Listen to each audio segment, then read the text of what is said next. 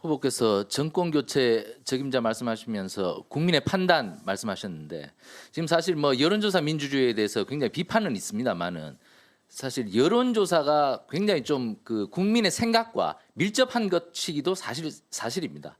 그렇다면 여러 여론조사에서 안철수 후보와 제1야당의 후보가 힘을 합쳐서 공동정권을 만들어서 정권 교체를 한번 이뤄보라는 국민적 여론조사 지지율이 굉장히 높게 나온다면 그때는 아까 말씀하셨던 것과 조금 다른 판단이 가능하신지 그 부분에 대해서 한번 설명 부탁드립니다. 그런 조사는 저는 본 적이 없습니다. 그리고 사실 뭐 그런 공동정부라는 것이 대통령제에서 제대로 작동하지 못하고 결국은 그 약속도 지키지 못하고 깨진 그런 선례들을 우리가 봐왔지 않습니까? 오히려 저는 그 확장성이 있는 후보가 국민의 선택을 받아서 정권 교체를 하고 그리고 그 내각을 국민 통합 내각으로 만드는 것이 그게 옳은 방향이라고 생각합니다. 프랑스의 마크롱 대통령이 당선이 됐습니다. 그 전에 프랑스는 한국처럼 거대 양당이 서로 적폐 교대를 하고 있었습니다.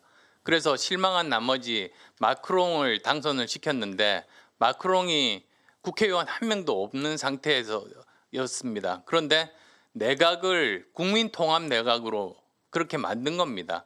여야 또는 진보 보수를 가리지 않고 그 분야 최고의 인재를 썼습니다.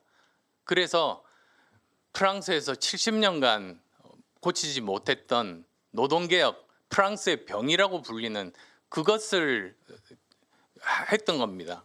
그래서 우리가 지금 현재 못하고 있는 그런 부분들은 국민통합 내각을 통해서 한 단계 더 뛰어넘을 수 있다. 그렇게 말씀드립니다. 예, 자 뭐 시간 조금 안배할 수 있습니다. 예, 박정희 패널. 예. 예, 후보님의 권력 의지가 어느 때보다 강한 것 같습니다. 지난 10년 동안 봤을 때요. 근데 후보님의 그 권력 의지와 관련해서 그동안 10년 동안 보시면 그 진보와 보수를 넘나들거나 아니면 교체 대상으로 삼아왔습니다. 모두 연설에서 시대 교체를 말씀하셨는데 시대 교체 대상에는 여당뿐만 아니라 혹시 야당도 포함되는 것인지 궁금합니다. 야당도 개혁해야 됩니다. 지금 현재 사실 개혁이라는 게 뭡니까? 일단 대한민국 국민들은 개혁이 필요하다는 사실을 알고 있습니다. 이 상태로 그대로 간다면 나라의 미래가 굉장히 암울하다는 걸 알고 있습니다. 그런데 개혁이란 무엇인가? 핵심은 기득권을 깨는 겁니다. 문제는 우리나라 전체 기득권의 반을 민주당이 가지고 있고 나머지 기득권 반을 국민의힘이 가지고 있습니다. 그러다 보니까 둘 중에 한 정당이 집권을 하게 되면 자기 편의 기득권은 그대로 놔두고 상대방의 기득권을 적폐화시키는 것이죠. 그러면서 국민을 반으로 갈랐습니다. 그래서 저는 기득권으로부터 자유롭습니다. 누구한테도 빚진 적이 없습니다.